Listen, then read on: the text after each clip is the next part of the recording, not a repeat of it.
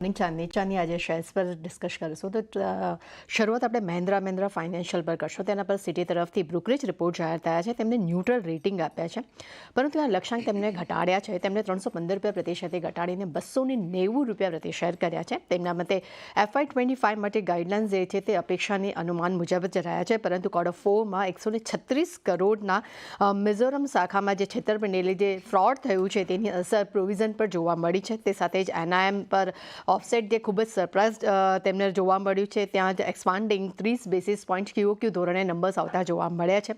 અને ઓપેક્સ ગ્રોથ વાર્ષિક ધોરણે 2% અને QOQ ધોરણે 6% પર રહ્યો છે.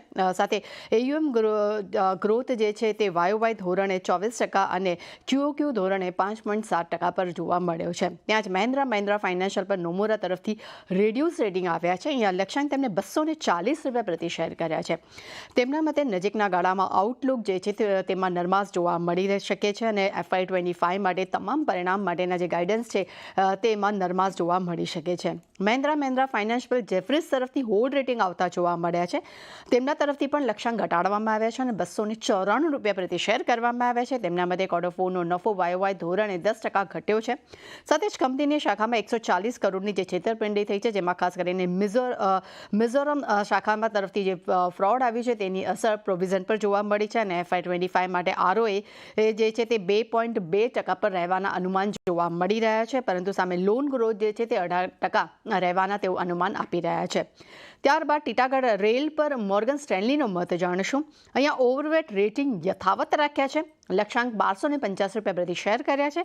તેમના મતે ભારતીય રેલવેનું જે રીડેવલપમેન્ટ થાય છે તેનો કંપનીને સૌથી વધુ ફાયદો થતો જોવા મળી રહ્યો છે. સાથે જ કંપની અને પેસેન્જર બિઝનેસ ગ્રોથને કારણે કરીને કંપનીનો કેશ ફ્લો જે છે તે વધતો જોવા મળ્યો છે અને FY24 અને 27ની દરમિયાન અર્નિંગ્સ CAGR જે છે તે 28% પર રહેવાના અનુમાન તેઓ રાખી રહ્યા છે અને ખાસ કરીને તેમના ફ્રેન્ટ વેગન્સ એક્ઝિક્યુશન છે તે FY24-27 દરમિયાન તે 1000 વેગન પ્રતિ મનનો જે વધવાની અપેક્ષા રાખી રહ્યા છે. ત્યારબાદ મેરિકો પર CLSAનો મત જાણશું. મેરિકો માટે તેમને સેલ રેટિંગ આપ્યા છે. લક્ષ્યાંક તેમને 460 રૂપિયા પ્રતિ શેર કર્યા છે.